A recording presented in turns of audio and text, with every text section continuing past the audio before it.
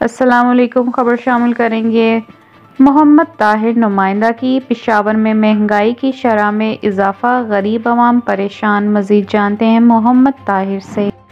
صوبائی دارالحکومت پشاور میں اس ہفتہ مہنگائی کی شرح میں بے پناہ اضافہ ہوا ہے، جس میں اشیاء خوردونوش غریب عوام کی دسترس سے باہر ہے، جس میں مرغی نے ٹرپل سنچری کا ریکارڈ قائم کر لیا ہے۔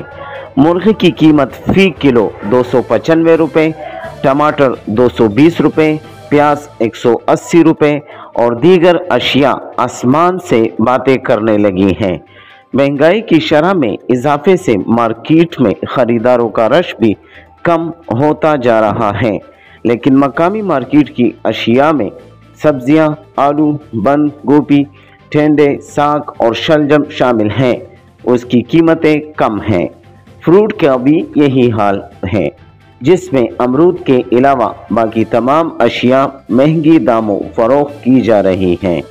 تاجروں کا کہنا ہے کہ مارکیٹ میں اشیاء کی قیمتیں تیز ہونے کی وجہ سے مجبوراً مہنگی داموں فروخت کرنے پر مجبور ہیں، اور اشیاء کی ایک علاقے سے دوسرے علاقے تک ترسیل پر بھی خرچہ آتا ہے۔ عوام نے حکومت سے مطالبہ کیا ہے کہ ضلعی سطح پر ٹیموں کو تشکیل دے کر ذخیرہ اندوزوں اور بڑی مچھلیوں کے خلاف کارروائی کی جائے۔